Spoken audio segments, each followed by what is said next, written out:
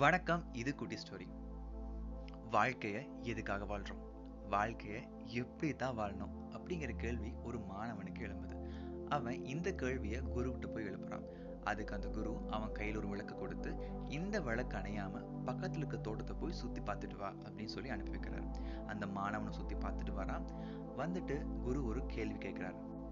நீ நட்டு வச்ச மாமரத்துல ஒரு மாம்பழம் பழுத்து இருக்கு, அதை நீ கவனிச்சான்னு சொல்லி கேட்காரு. அதுக்கு அந்த பையன், நம்ம மரத்தை பார்த்தேன், நம்ம மாம்பழம் பழுத்து இருக்காங்கிறது கவனிக்கலன்னு சொல்லி சொல்றான்.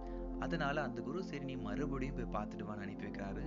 இந்த தடவை அந்த பையன் குரு தோட்டத்தை பத்தி கேட்கக்கூடிய எல்லா கேள்விக்கும் கரெக்டா பதில் சொல்ற மாதிரி தோட்டத்தையே அலசி ஆராய்ஞ்சிட்டு வந்தான். ஆனா இந்த முறை குரு கேட்ட கேள்வி இன்னும் வித்தியாசமா இருந்துச்சு. அது என்னன்னா, உன் கையில இந்த விளக்கு எப்படி அணைஞ்சு சொல்லி கேட்டாரு. அதுக்கு அந்த பையன், இந்த தோட்டத்தில் இருக்கக்கூடிய மரம் செடி கொடிகள் மேல ஃபுல் கான்சென்ட்ரேஷன் இருந்தனால இந்த விளக்கானது நான் கவனிக்கவே இல்லை அப்படின்னு சொல்லி சொல்றான். இப்போ குரு சொல்றாரு, உன் கையில இந்த விளக்கு தான் உன்னுடைய கடமைகள், அதாவது ரோல்ஸ் அண்ட் ரெஸ்பான்சிபிலிட்டிஸ். நீ சுத்தி பார்த்துட்டு இருந்த தோட்டம் தான் இந்த உலகம். எப்பொழுது ஒரு மனிதன் தன்னுடைய கடமைகளையும் தனக்காக நேரம் செலவிடக்கூடிய ஒரு நேரத்தையும் பிரிச்சு பார்க்கறானோ அப்பதான் வாழ்க்கை ரொம்ப அழகா இருக்கும். கடமைகள் மேல மட்டுமே கண்ணா இருந்தோம் அப்படின்னா வாழ்க்கையை வெறுத்து எதுக்குடா இந்த வாழ்க்கையை வாழ்றோம்னு விரக்தி ஆயிருக்கும். நம்மள ஒரு ரூம்குள்ளார 2-3 வருஷம் பூட்டி வச்சிருந்து வெளியே அனுப்பும் பொழுது எவ்வளவு சந்தோஷமா ஓடி வருவோம். அப்பதான் அந்த உலகத்தை அதிகமா ரசிச்சு பார்ப்போம். ஏன்னா நமக்கு நிறைய நேரத்துல நமக்கு கிடைக்கக்கூடிய விஷயங்கள் ரொம்ப சுலபமா கிடைச்சதுனால அதுக்கான அருமை தெரியாம போயிடுது.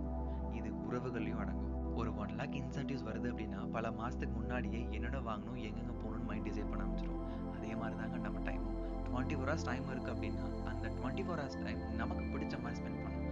அந்த ஒரு நாள் நமக்கு பிடிச்ச ஒரு வேலையை ஒரு 1 hour 1/2 hour பண்றது மூலியமா நம்ம வாழ்க்கையை எதுக்காக வாழ்றோம் அப்படிங்கிற ஒரு கேள்வி இல்லாம நம்ம வாழ்க்கையை ஸ்மூத்தா கொண்டு போகலாம். இன்னைக்கு நைட் படுத்து தூங்குறோம் அப்படின்னா நாளை காலையில் எந்திரிப்போமா அப்படிங்கிறதே ஒரு சந்தேகம் தான். எழுந்திரிச்சோம் அப்படின்னா அது நம்ம கிடைக்கக்கூடிய பிளஸிங்ஸ். 24 hours நம்ம கையில. இன்னைக்கு நான் ஷேர் பண்ண இன்ஃபர்மேஷன் கொஞ்சம் யூஸ்ஃபுல்லாகவும் இன்ஃபர்மேட்டிவாக இருந்திருக்கும்னு நினைக்கிறேன். வாழ்க்கையை சந்தோஷம் வாழுங்க, ஜம்முன்னு வாழுங்க, ஹாப்பியாக வாழுங்க. With this note, I'm signing off. This is Satish.